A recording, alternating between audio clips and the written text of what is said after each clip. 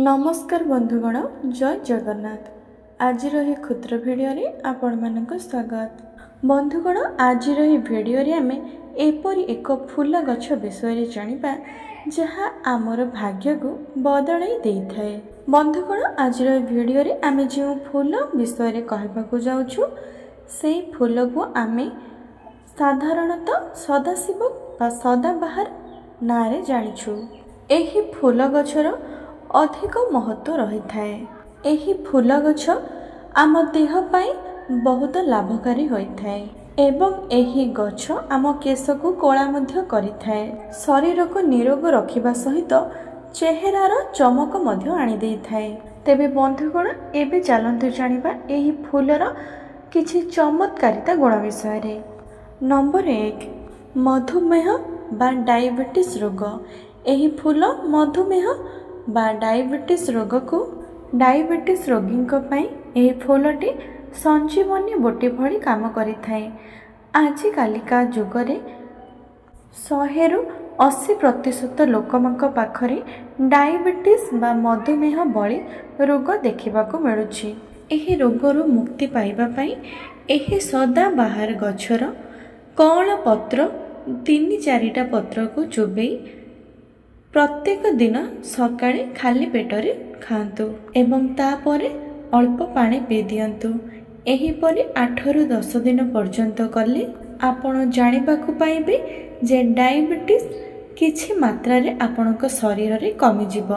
जदि आपण एही फूल गछर पत्र को चुबाई खाई पारु नाहंती तेबे आपण गोटे कप रे आधा कप गरम पानी नियंतु। उषुम पानी रे एही फूल को 3-4टी फूल को सही उषुम पानी रे पकई 5-6 मिनिट पर्यंत भिजाई रखिबाकु दियंतु एवं तापरे से फूल को बाहर करी सही पानी को सकाळे खाली पेटरे पियंतु। एही परि भाबरे कले 10-15 दिन मध्य रे ही आपण एहार लाभ पाई परिबे। नंबर 2, जदि आपणकर कोनोसी प्रकारर काछु कुंडिया हेउथाए तेबे आपण एही फूल गछर पत्र को छेड़ाई सेथिरे जो क्षीर बाहरिबो सेही क्षीर को नहीं आपणक काछु कुंडिया क्षत स्थान रे लगांतु। एहा द्वारा आपणकर धीरे धीरे सेही काछु कुंडियार समस्या दूर हो जाइथाए। नंबर 3, जदि आपणक मुहरे विभिन्न प्रकारर व्रण किंबा छौ देखा देउथाए तेबे आपण एही फूल गछर 4 किंबा 5टी फूल 5टी किंबा 6टी पत्र नियंतु एवं तांको सेही पत्र को भल भाबरे धोई नेई पत्र एवं फूलर गोटे भल भाबरे पेस्ट बनै दियंतु एवं आपण सेही पेस्ट को आपणक मुहरे सेही व्रण किंबा छौ स्थान रे दिन को अति कम रे 2 थर लगांतु। एहा द्वारा आपणक मुहर व्रण समस्या धीरे धीरे समाप्त हो जाइथाए। नंबर 4, चुट्टी को मध्य एही फूल गछर पत्र कला रखिथाए। जदि आपण प्रत्येक दिन सकाळे खाली पेटरे एही सदाबाहार फूल किंबा एहार पत्र 4टा किंबा 5टा पत्र किंबा फूल को चोबेई खाती तेबे आपण देखिबाकु पाइबे जे आपणकर चुट्टी बहुत लंबा समय पर्यंत कला रहिबो।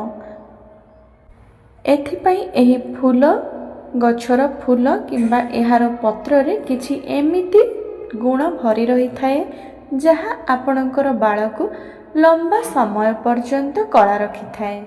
नंबर 4, एही गछ मनीष शरीर रे इम्यूनिटी पावर को बढ़ाई थाए। जदि आपणक शरीर रे इम्यूनिटी पावर कमजोर रही तेबे आपण एही गछर फूल को सकाळे खाली पेटरे 2-3टी चोबाई खाउचंती तेबे आपणकर इम्यूनिटी पावर शरीर रे धीरे धीरे वृद्धि पाई थाए। आपणकर जे कोनोसी रोग बहुत शीघ्र ठीक हो जाई थाए। एहा सहित एही गछर पत्रर रस एवं फूल मनीष को अति शीघ्र वृद्ध हेबाकु देई न थाए। एहा आम शरीर रे ଏକ ଅଦ୍ଭୁତ ଚମକ ଆଣିଦେଇଥାଏ। ଯଦି ଆପଣଙ୍କୁ କୌଣସି ଏକ ରୋଗ ସବୁବେଳେ ଘାରି ହେଉଥାଏ ତେବେ ଆପଣ ଏହି ଫୁଲକୁ ସକାଳେ ଖାଲି ପେଟରେ 2ରୁ 3ଟା ନିଶ୍ଚୟ ଚୋବାଇ ଖାଆନ୍ତୁ। ଏହାଦ୍ୱାରା ଆପଣଙ୍କୁ ଅନେକ ଉପକାର ମିଳିଥାଏ। ନମ୍ବର 6, ଏହି ଗଛର ଫୁଲ ଏବଂ ପତ୍ରର ରସ ମଧ୍ୟ ମଣିଷକୁ ଯୌବନ ରଖିଥାଏ। ଯଦି ଆପଣ ଚାହୁଁଛନ୍ତି ଆପଣଙ୍କ ଶରୀରର ତ୍ୱଚା ଅଧିକ ଦିନ ପର୍ଯ୍ୟନ୍ତ ଯୌବନ ଭଳି ଦେଖାଯାଉ, ସେଥିପାଇଁ ଆପଣ ଏହି ଗଛର 2ରୁ 3ଟି ଫୁଲ କିମ୍ବା ପତ୍ର ସକାଳେ ଖାଲି ପେଟରେ ଚୋବାଇ ଖାଆନ୍ତୁ। ଏହାଦ୍ୱାରା ଆପଣଙ୍କର ଚର୍ମଜନିତ ସବୁ ସମସ୍ୟା ଦୂର ହୋଇଥାଏ ଏବଂ ଆପଣଙ୍କ ତ୍ୱଚା ଚମକିଥାଏ। ନମ୍ବର 7, ମୋଟାପଣ କିମ୍ବା ମେଦବହୁଳତା।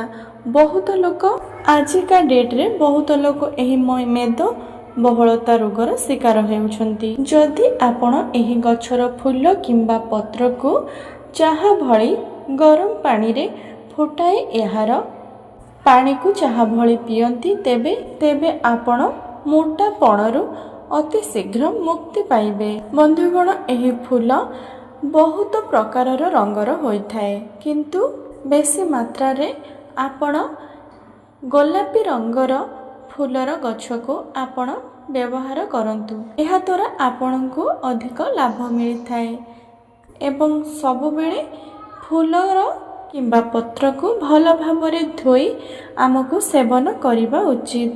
ଏହାଦ୍ୱାରା ଆମ ଶରୀରକୁ ଅନେକ ପ୍ରକାରର ଉପକାର ମିଳିଥାଏ। ଏହି ସାଧାରଣ ଦେଖାଯାଉଥିବା ସଦାବାହାର ଗଛ ଦେଖିବାକୁ ଅତ୍ୟନ୍ତ ସାଧାରଣ ପରି, କିନ୍ତୁ ଏହାର ଚମତ୍କାରିତା ଶକ୍ତି ଅଧିକ ଅଦ୍ଭୁତ ହୋଇଥାଏ ଏବଂ ଏହା ଆମ ମନୁଷ୍ୟ ସମାଜ ପାଇଁ ବହୁତ ଉପକାରୀ ମଧ୍ୟ ହୋଇଥାଏ। ବିଭିନ୍ନ ପ୍ରକାରର ଜଡ଼ିବୁଟି ଗଛ ମଧ୍ୟରୁ ଏହି ଫୁଲ ଗଛ ଗୋଟିଏ ହୋଇଥାଏ। ତେବେ ବନ୍ଧୁଗଣ, ଆପଣଙ୍କୁ ଯଦି ଏହି ଭିଡ଼ିଓଟି ଭଲ ଲାଗିଥାଏ ତେବେ ଏହି ଭିଡ଼ିଓଟିକୁ ଲାଇକ୍ କରି ଏହି ଚ୍ୟାନେଲଟିକୁ ସବସ୍କ୍ରାଇବ୍ କରିଦିଅନ୍ତୁ। ଧନ୍ୟବାଦ।